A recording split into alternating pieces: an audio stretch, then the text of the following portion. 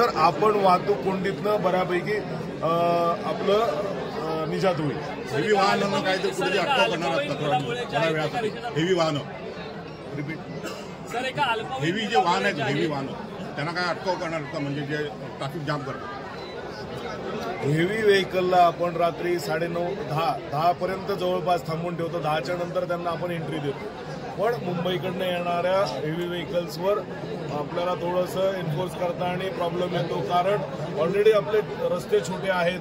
Heavy vehicle जर रस्त्यात आलं तर आपल्याला त्यांना पासच करून द्यावं लागतं. आपल्याला दुसरा पर्याय नाही, कारण परत त्यांना थांबून ठेवलं तर परत एक दुसरा बॉटलनेक आपल्याकडे क्रिएट होईल. किती कारवाई आतापर्यंत वर्षभरात आपण केलेल्या आहेत? सर, काल झालेल्या अपघातामधला हेल्मेट न घातल्यामुळे काय परिणाम होऊ शकतात उदाहरण टाका मला ते सांगितलं.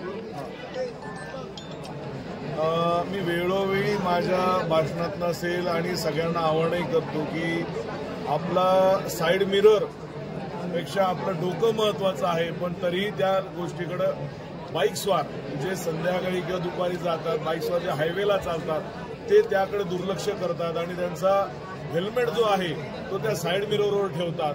आणि पुढचं ब्लाइंड स्पॉटमध्ये जर हेवी व्हेकलच्या ब्लाइंड स्पॉटमध्ये आपण वाहन चालवलं तर आपण निश्चित आपल्या मृत्यूला आव्हान देत आहे किंवा त्याला निमंत्रण देत आहे. सर, एका 15 वर्षाच्या अल्पवयीन मुलामुळे 2 दिवसांपूर्वी घटना आहे. अशा घटनेच्या इथं वारंवार शहरात घडत आहेत. या भविष्यपूर्ण काय उपाययोजना आपण सर्व पालकांना आणि त्यांना शाळेत आणि इतर ठिकाणी प्रत्येक ठिकाणी हा एज्युकेशनचा भाग आहे, तर त्याच्यात आपण एन्फोर्समेंट पण करत आहोत. विदाऊट लायसन्स जर आपण बघितले तर मागच्या वर्षी जवळपास 19,312 केसेस आपण लास्ट इयर केल्या होत्या विदाऊट लायसन्सच्या. तरीही लोकांना समजत नाहीये. मी आपल्या माध्यमातून सर्व पालकांना आवाहन करू इच्छितो की कृपा करून आपल्या 18 पेक्षा कमी वयाच्या आणि ज्याच्याकडे लायसन्स नाही त्याला आपण वाहन आपलं त्याच्या ताब्यात देऊ नये. अगर दिलं आणि त्याच्याकडनं अपघात झाला तर आपल्यावरही गुन्हा दाखल होणार आहे. सर, शाळेच्या स्कूल बसेस, रिक्षा यांना बाहेर उभे राहून वाहतूक कोंडीमुळे भर पडते. शाळांसाठी काय अजून काय आव्हान करणार? आपण शाळांसाठी जास्तीत जास्त बसेसनी ट्रॅव्हल करावं म्हणून स्कूल बसेसला जास्तीत जास्त आपण प्रोत्साहन देत आहोत. पण त्या आतमध्ये ग्राउंडमध्ये घ्यावे जेणेकरून वाहतूक कोंडीतून सुटका होईल.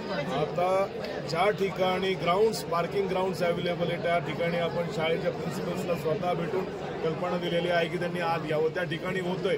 पण ज्या ठिकाणी शाळेला ग्राउंडच नाही त्या ठिकाणी थोडीशी अडचण होती. तरी त्यांना आपल्या बसेसमधनं स्टुडंट्स असतील त्यांना खाली उतरून इतर ज्या ठिकाणी रोडला सेटबॅक आहे, ज्या ठिकाणी ट्रॅफिक कंजेशन होणार नाही अशा ठिकाणी पार करण्याबाबत समज दिलेली आहे. ठीक आहे. Okay sir.